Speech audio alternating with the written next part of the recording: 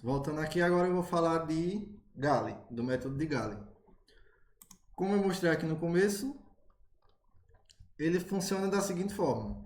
A gente analisa a estrutura, escolhe o sistema principal que a gente tem, baseado no GH, vai montar as equações, as deformações de cada um.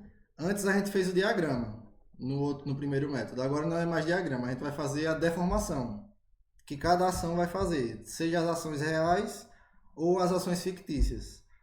Com isso a gente monta as equações, o sistema de equação. Resolve o sistema e vai para a parte final, é pós-processamento e diagramas. Agora que eu estou vendo, aqui está digrama, é diagrama, não é digrama. Vamos lá. Primeiro eu trouxe uma viga simples, né? Só para mostrar como funciona o método e como identificar na tabela lá as coisas. Uma vigazinha com 2 ramos aqui, um carregamento distribuído e uma força pontual. Aqui eu dei um módulo de rigidez, se eu não me engano.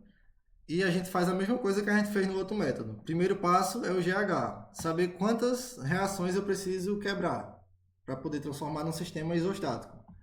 Aqui é segundo gênero, com mais 2 dá 4. 3 equações, eu preciso quebrar só um vínculo. Como é uma viga, eu sempre preferia fazer isso aqui, para mim é mais prático. Até para usar a tabela de outra forma tem também, só que ela acaba ficando mais trabalhoso. Geralmente esses aqui são os mais práticos de resolver. Agora a gente vai fazer a deformação de cada uma das ações. Da ação real e da ação fictícia, que é isso aqui, que também é unitário. Mesma coisa de lá, aqui também é unitário, esse valor da variável. Com relação a essa força. A primeira, uma força pontual no meio de uma viga biapoiada. A deformação que a gente espera, né, a força de cima para baixo, é que ela faça essa barriguinha para baixo. A mesma coisa é o carregamento. Vai gerar uma barriguinha aqui para baixo. Essa parte aqui do esforço fictício, quando ele rodar aqui, ele vai tracionar a parte de cima. Imagina a gente dobrando uma régua nesse sentido aqui. Ela vai fazer essa barriguinha para cima. A mesma coisa nesse lado, né? Tá rodando para cá, vai fazer a barriguinha para cá. Aqui a gente vai olhar os pontos onde está a variável, que é onde está esse vínculo. O que me interessa aqui, como é uma variável, uma coisa importante, como é uma variável de momento, a gente olha para a rotação. Quando é uma variável de força, a gente olha para a flecha. Nesse caso é momento, eu vou olhar a rotação. Olhar a rotação aonde? No ponto de interesse que eu tenho, que é exatamente aqui no X1, esse apoio do meio. Me interessa saber a rotação desses dois lados, essa provocada pelo carregamento P, essa pelo carregamento distribuído. E me interessa também saber as deformações fictícias, que é devido a esse esforço que a gente ainda não sabe quem é, a intensidade dele. Aqui a gente vai dar os nomes similares ao anterior, né, ao método de combinação. Só que tem uma diferença, né? Aqui, como é um ponto, eu vou ter a rotação do lado esquerdo e do lado direito. E a gente tem que saber do lado esquerdo e do lado direito. A mesma coisa é aqui, eu tenho rotação à esquerda e à direita. A rotação desse ponto é a soma das duas, me interessa as duas. Quem é o D10? Vamos olhar lá na tabela de Gale agora. Do lado esquerdo é uma barra biapoiada. Isso aqui funciona como um apoio do segundo gênero, quando é um rótulozinho. A gente vê na tabela de Gale, né? Uma viga biapoiada com uma carga concentrada no meio. Aqui na tabela de Gale agora, procura a estrutura que se assemelha ao que a gente tem lá. Essa aqui, ó, uma viga biapoiada distribuída, não é essa. Viga biapoiada com uma força pontual P, é essa aqui. Aí tem uma coleção de equação aqui. Quem é que a gente usa dessa coleção? A gente tem que entender o que está acontecendo aqui no sisteminha que ele deu para a gente. L é o comprimento todo. B é a distância de um ponto, aí tanto faz, a gente é quem vai adotar, até a força P. E X é a distância desse mesmo ponto até o F1 aqui é a flecha. Até uma flecha em qualquer lugar eu consigo saber. Se o X for menor do que o B, ou seja, se a flecha for antes da força, eu uso essa equação. Se a flecha for depois da força, eu uso essa equação. E rotação está aqui, ó. F2 e F3. F2 é a rotação desse lado e F3 é a rotação desse lado. Aí tem um detalhezinho aqui embaixo, né? Quando B é igual a L sobre 2, a força está no meio da viga, F2 é igual a F3, que vai ser isso aqui. Aqui tem uma coisa importante também. A gente não pega sinal daqui. Aqui a gente só pega a equação. Em qualquer um desses aqui a gente só pega a equação. Sinal ele vai vir do sistema de coordenadas da gente. Que a gente vai adotar aqui, né? Aqui, no geral, você pode alterar. Só que quando você altera, vai requerer uma análise de cada coisa que está acontecendo. Todas as questões que eu fiz, e eu recomendo que façam assim também, é que você adote um sistema para tudo, porque você aprende como faz ele e não precisa ficar pensando nessa parte de sinal, né, para não acabar confundindo. Como é que eu defini o meu sistema principal, o sistema de coordenada? Toda deformação para baixo, que é aquela figurinha que eu disse que eu desenhei lá em cima, coloquei ela no canto errado. Toda deformação para baixo, feito essa aqui, ela entra positiva. Positiva não, negativa. Toda deformação para cima entra positivo. Esse sistema de coordenada não tem a ver com o sinal da força. O sinal da força é outra coisa. É feito, a gente fez lá anteriormente. O sinal da força, quando for no final, que eu encontrar o valor de x1, se ele for positivo, significa que eu adotei o sentido positivo, o sentido correto. Se for negativo, eu adotei o sentido aqui do momento errado. É só inverter. É diferente dos sinais do sistema de coordenada. A regra do sistema de coordenada é essa. Deformou para cima, positivo. Deformou para baixo, negativo. A regra que eu estou adotando. É o que eu disse. Você pode variar, mas vai requerer uma análise. Todas as questões que eu fiz foi assim, com o método de Galo. Então vamos lá pegar agora essas coisas aqui. À esquerda é essa equação aqui, ó. Está em L sobre 2. PL ao quadrado sobre 16 é I. Só que não, P aqui não é unitário, eu ia falar besteira. Tá aqui, ó, a equação. PL ao quadrado sobre 16 é I. E da força distribuída. Força distribuída em uma viga biapoiada. Essa parte de cima. Força distribuída em uma viga biapoiada. Eu quero o quê? Eu quero a rotação. Essa rotação aqui é F4. Aqui, ó. F4 é igual a F5, que é QL ao cubo, sobre 24 é I. F5 é a rotação do outro lado. Tá aqui. A equação da força pontual e a equação da força distribuída, de carregamento distribuído. Substituir os valores, que está aqui em cima. Depois, se vocês quiserem, até legal, fazer essas questões e comparar, já que essas já têm a solução. E lá no final eu deixei umas questões também, para quem quiser praticar. Mas como vai ser cobrado para vocês, né, lá na avaliação. A parte esse aqui, do momento.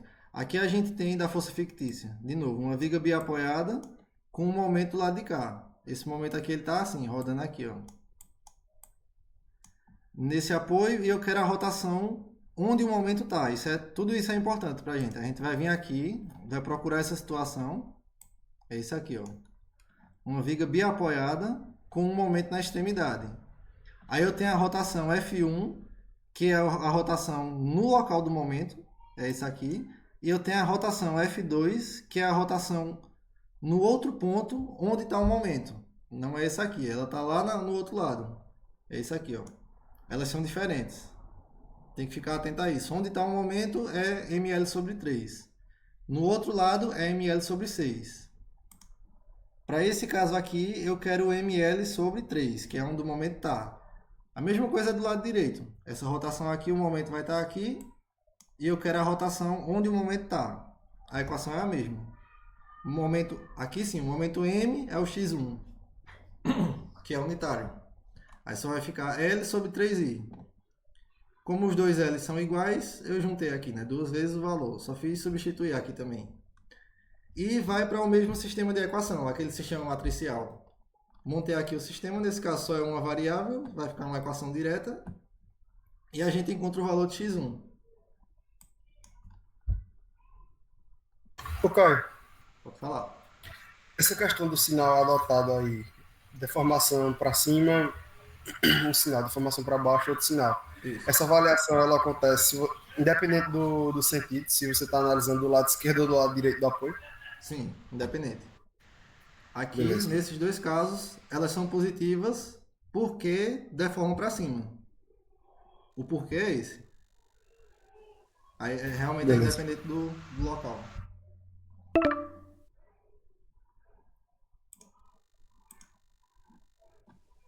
Ih, rapaz, entrei no lugar errado, ó. Entrei na conta Dá errada. tempo.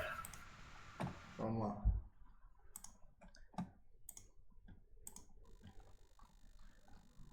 Sim, esse aqui é o valor do momento. Aí, esse sinal aqui é o que eu disse, ele é independente do sistema de coordenada. Ele deu positivo, por quê? Porque o sinal o sentido que eu adotei para o momento, ele está correto. Ele realmente é isso aqui. Está tracionando as fibras de cima, dos dois lados. Aí eu quero descobrir também...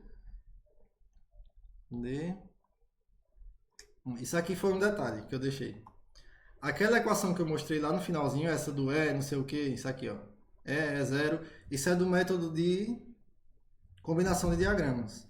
No método de Gale, isso aqui funciona também, só que como a gente não tem os diagramas, ele não é tão trivial, né? Não vai, teria que fazer um passo bem maior para poder chegar nesse aqui também. Eu resolvi um caso aqui porque ele seria simples. Nessa força aqui, pontual, P, o momento é aquele, PAB sobre L. Já me dá o momento total do triângulozinho. E como essa força aqui de um momento vai gerar aquele diagrama também assim, né? Seria menos 1 aqui. Ele é negativo. Aí eu sei que no meio, de novo, ele é 0,5. Isso aqui é só por uma questão de coincidência. Aqui para parábola não funcionaria. É só para destacar, para ter cuidado, para não usar isso aqui. Funcionou, mas só naquele ponto. Isso aqui é lá do outro método. Nesse método de Gale, geralmente o pós-processamento a gente faz assim mesmo. A gente vai pegar, pronto, eu achei esse valor aqui. Com ele, eu pego cada pedaço da viga, um pedaço esquerdo, tem uma força pontual e esse momento que a gente achou. Do lado direito tem a distribuída e o momento que a gente achou. E usa a mesma regra que a gente fez antes. Vai quebrando cada um. Aqui é uma força de 100 e vai metade para cada lado, 50 e 50. O momento 101, ele roda sentido horário, eu faço um binário no sentido anti-horário. E qual é o valor dele? É o momento dividido pelo comprimento. Aqui também é a mesma coisa. Distribuída, dividir para os dois lados. E o momento, no sentido, um par de força no sentido contrário, e divide pelo comprimento. E é só fazer as somas. Aqui me dá a reação daqui. Somando esses dois, tem que lembrar sempre disso. Aqui chega informação desse lado. E aqui chega informação desse lado. Aí eu vou somar as duas. Aqui tem uma soma de novo. E chega na reação final. E aqui já vai me dar direto a reação daqui também. Com Gale, geralmente, eu sempre fiz assim as coisas. Agora vamos para as partes mais, assim, mais detalhadas, né, de Gale. Que a primeira é o recalque. O recalque ele tem duas possibilidades. Eu peguei exemplos simples para poder mostrar o que fazer com cada ação dessa. Porque geralmente numa questão de prova, ela vai colocar um monte de ação junto, uma viga com um monte de coisa lá para vocês fazerem. Só que você sabendo o que fazer com cada uma, não tem problema. Pode botar quantas for, quantos apoios for. O método é o mesmo, desde que se você sabe o que fazer com eles, você só vai ter mais trabalho. Mas o processo é o mesmo. Então, aqui eu peguei uma situação com recalque. Não tem carregamento, não tem nada. Só para a gente ver como é que o recalque vai se comportar. Tem duas formas diferentes de analisar um recalque. Eu posso colocar ele como uma ação ou como uma condição externa. Primeiro eu vou colocar ele como uma ação. Uma ação de uma força. Ele vai funcionar como se fosse uma força, realmente. Se ele é uma força, ele entra onde? No D0, né? Naquela parte do sistema. Essa aqui. Tudo que é ação real entra aqui. Condição externa, o que eu disse, é o que vai entrar aqui. Essas são as possibilidades que a gente tem com recalque. Eu posso botar ele ou aqui ou aqui. E vai mudar algumas coisas também. Primeiro eu estou colocando ele como uma ação. Se eu coloquei ele como uma ação, o GH, né, essa parte já está tranquilo. São 4 apoios, quebrei um, fiquei com esse sistema principal. Sistema de coordenada, como eu disse, é o mesmo para todos. Barriga para cima, positivo. Aqui a gente vai fazer agora a ação desse recalque. Como ele vai estar funcionando como uma ação, ele vai provocar essa deformação, né? Ele vai descer. Aí aqui me interessa o quê? Como é o momento, me interessa a rotação. Me interessa a rotação exatamente no ponto onde eu quero. Aí aqui vem um detalhe. Essa rotação, quando é no apoio, exatamente no canto onde o recalque está acontecendo, o valor dela vai ser positivo. E quando ele é no oposto, por exemplo, o recalque acontece aqui, mas me interessa essa rotação aqui. essas de extremidade, elas são negativas. Não sei se deu para entender. A equaçãozinha, né, que a gente vai pegar, como eu tinha falado lá dos sinais, no local do apoio ela vai entrar positiva aqui. E se for, no local do recalque. E se for em decorrência do recalque, né, que é esses da extremidade, eles são negativos, quando a gente pegar para o sistema da gente. Aqui o D10. De novo, me interessa a rotação dos dois lados. Ele sofre efeito à esquerda e à direita. A esquerda é a tangente disso aqui, né? A tangente de um ângulo muito pequeno, a gente assume que é o próprio ângulo. E quem é a tangente? Vai ser o cateto oposto, que é a altura, o recalque dado, sobre o adjacente, que é o comprimento. Tá aqui. E vezes 2, porque da esquerda e a direita são iguais. A altura vai ser a mesma e os comprimentos são iguais aqui. Aí tá vendo? D10 tá exatamente no local do recalque, ele é positivo. O F1 agora é similar ao anterior. A gente vem na tabela de Galli, o momento está aqui e eu quero a rotação onde o momento está. Vem aqui, a rotação onde o momento está é o F1. ml sobre 3i. Aqui é F1, é M. M é 1, o comprimento é 3 sobre 3i. E duas vezes porque a esquerda e a direita são iguais. De novo, aqui já resolve direto. Não tem sistema, né? É só uma equação. Eu já achei quem é o momento no meio da viga devido a um recalque de 2 centímetros. Dá menos 504 N. Aqui deu negativo. Por que deu negativo? Porque esse sentido que eu adotei está errado. O sentido real dele é para baixo. Ele vai estar tracionando as fibras inferiores, não superiores. Aí está aqui o diagrama. Aí a segunda possibilidade de um recalque, o mesmo problema. A gente tem essa situação aqui, só que eu não vou colocar o recalque como uma ação. Eu vou colocar ele lá fora, do outro lado da igualdade, como uma condição da estrutura. Ele vai entrar lá no D, como eu mostrei aqui. O D agora não vai ser 0, o D agora vai ser o valor do recalque. E sempre, adotando o sistema que eu falei aqui, né, você sempre vai colocar ele negativo lá. Coloque o valor do recalque, coloca negativo no D, como uma condição externa. Não é no D0 mais. Quem é o D10? E, sim, um detalhe. Como eu coloquei ele do lado de fora, ele não é mais a rotação, ele é a translação.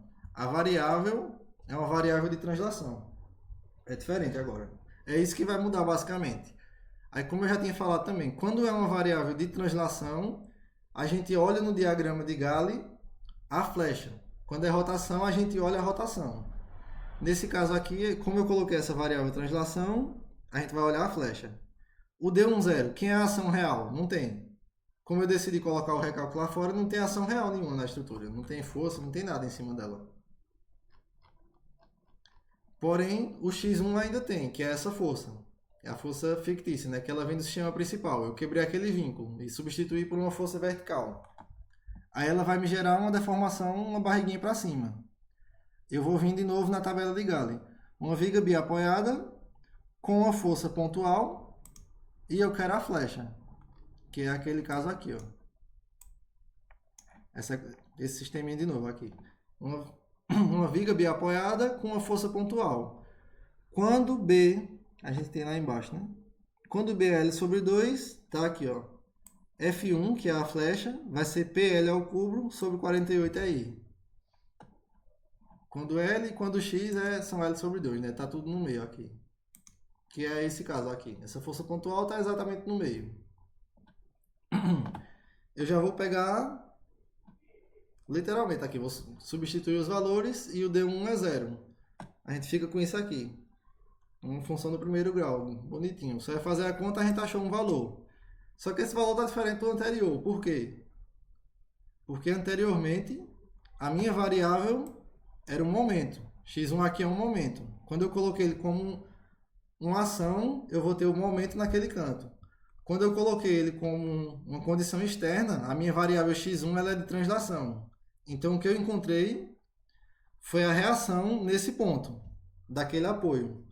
Que ele está negativo porque eu adotei o sentido contrário, então ele é para baixo. Aí agora eu vou resolver isso aqui como um sistema isostático. Eu já sei quem é a força lá no meio, que é esse valorzinho aqui. E de novo, quando é uma força no meio, o momento, um triângulo, é PAB sobre L. Fazendo essa força, a gente chega no valor do momento, que é o mesmo momento que a gente achou no problema anterior. O mesmo problema, né? Só feito de uma forma diferente. Não sei se deu para ficar claro, qualquer coisa podem perguntar. A diferença, qualquer coisa você vai voltar, tá sendo gravado, né? Vocês voltam e ver. Ainda estou aqui? Deixa eu ver.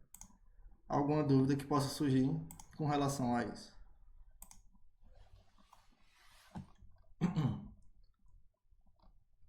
Outros particulares. Cara, Pode falar. falta só 5 minutos para a sala fechar. Aí era bom tu Deixa eu concluir a fazer logo gravação isso. agora. Eu vou parar aqui a gravação. Até